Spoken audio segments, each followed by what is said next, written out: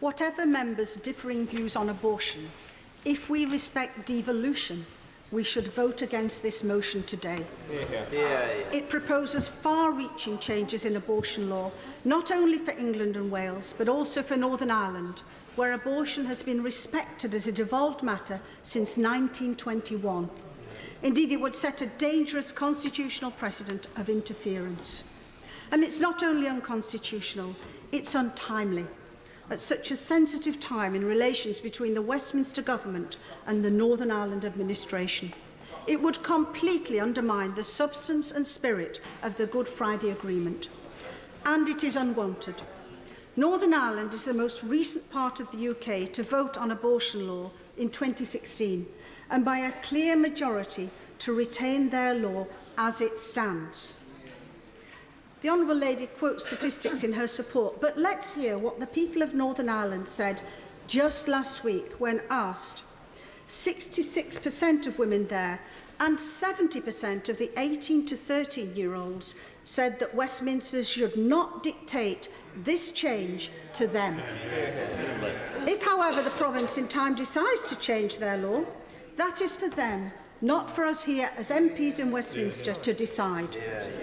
Colleagues will no doubt recall the Secretary of State for Northern Ireland saying in this House recently, the Government believes that the question of any future reform in Northern Ireland must be debated and decided by the people of Northern Ireland and their locally elected and therefore accountable politicians. And that was specifically in respect of abortion. And too, she said, it would not be right for the UK Government to undermine the devolution settlement by trying to force on the people of Northern Ireland something that we in Westminster think is right. Sentiments reinforced by the Prime Minister when she said in this place, our focus is restoring a democratically devolved government in Northern Ireland. Colleagues, in this clear respect, this motion is contrary to government policy and should be voted down. Can we, in all conscience, vote on the one hand tomorrow in a bill to facilitate the formation of an executive in Northern Ireland, as its long title commences, respecting the authority of that executive to make decisions on such issues as roads and infrastructure, and then, on the other hand, today seek to deny Northern Ireland that authority on a matter of such fundamental social significance as abortion? We cannot and we must not. And to members across the House, whatever your views on abortion, hear what a number of Northern Irish women who wrote to me said. Changing the law in Northern Ireland at this sensitive political moment, on this sensitive political issue, is bad for devolution everywhere. Or as the Honourable Member for Edinburgh North has said from the SNP benches, the decisions of devolved administrations are taken for reasons that people in those devolved nations understand from their point of view. Or as Ruth Davidson, who's in favour of changing the law on this issue, more bluntly puts it, as someone who operates in a devolved administration, I know how angry I would be if the House of Commons legislated on a domestic Scottish issue over the heads of Holyrood. This motion is an ignoble endeavour to take advantage of a temporary executive lacunae and to foist legislation unconstitutionally onto the people of Northern Ireland. And in so doing, it would radically alter our own abortion laws here in England and Wales. Let's look at what this bill, although it's yet to be published, would do. It seeks to permit a woman up to 24 weeks pregnant to obtain an abortion for any or no reason at all. Abortion on demand, up to 5 months in pregnancy. We already have some of the most extreme abortion laws in the world. This would make them even more so. And there is no public call or appetite for this whatsoever. Indeed, the opposite. There is clearly very grave public concern. Apart from Brexit, I've had more cards from constituents asking me to vote against this 10-minute rule bill than on any other issue in this Parliament. And only 21% of women in England and Wales want an extension to our abortion laws. And less than 2% of them are in favour of sex-selective abortion, which this bill would legalise up to 24 weeks. It's no good the honourable lady arguing, as she has, that clinicians' regulations or practice could cover that issue. The fact is, if her proposals go through, sex-selective abortion will not be illegal in this country up to 24 weeks. Do we want to go the way of Canada, now described as a haven for parents who would terminate female fetuses in favour of having sons? Do we really want to support a bill which could... Order. The honourable lady must be heard, and if the honourable lady wishes to put the matter to the vote, which I believe she does, which is entirely proper, the House will then cast its judgment. But the honourable lady must be heard with courtesy. Fiona Bruce. Mr. Speaker, I do want to put the matter to a vote.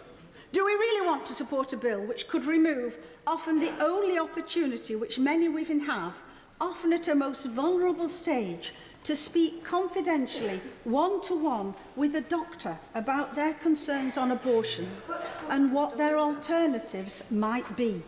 If we really trust women and we want them to make the most informed decision and give them the best support we can, surely we should not take away this important legal safeguard.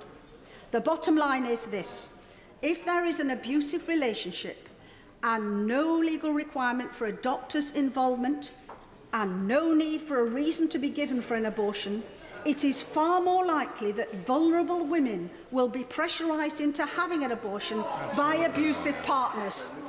This motion doesn't improve protection for vulnerable women, it reduces it. And the honourable lady talks about legislation being out of date. But should we reinforce, as this motion proposes, an outdated 24-week time limit when babies are consistently surviving now at 22 weeks, some even at 21 weeks and a few days? This bill is out of step with scientific progress and public opinion. 70% of women want this time limit lowered. In recent weeks, lobbyists supporting this motion, as the honourable lady has said, have said that the UN has called for this change. The UN has done no such thing. The lobbyists for this change cite a report by a minor UN subcommittee, which does not have any standing to rule on the UK's legal obligations in this respect. And as for the non-binding judgment of the Supreme Court, also used to justify this motion, there is nothing in that judgment which could remotely be said to give rise to anything approaching a requirement for this bill. As Lady Hale said there, we in this place do not have to act, and members, we should not act, particularly in relation to Northern Ireland on this issue. And not only because it would be unconstitutional, though that is enough, but because the complex ramifications of this proposal, which have clearly not been thought through, will result in contradictory and inconsistent results in different parts of the UK. Too detailed to be debated here, but Northern Ireland would in fact be left with a total legal void. No law covering, for example, the place where an abortion could occur. No legal requirement for abortions to be restricted to legally approved hospitals or clinical settings. Abortions for any reason or no reason in any place. The Permanent Secretary of the Department of Health in Northern Ireland was asked this year, what is the situation if the 1861 Act was to be repealed in the UK? His answer? This scenario would leave abortion unregulated in Northern Ireland. The best people could hope for there would be for some guidance from the Department of Health. The honourable lady places great reliance on regulators, but regulators do not have the standing of law, as we have recently seen in cases of regulatory failure by the Care Quality Commission. Regulation cannot replace legislation. Taking the responsibility of abortion out of the hands of elected representatives and putting them in the hands of unaccountable medical bodies would be a derogation of our responsibility as Members of Parliament. And so, to close, I repeat, Members of Parliament, we must respect our devolution settlements, particularly in this instance that for Northern Ireland. Whatever members' views on abortion, we must vote against this proposal. It is unconstitutional, it is legally incoherent, It is untimely and it is unwanted.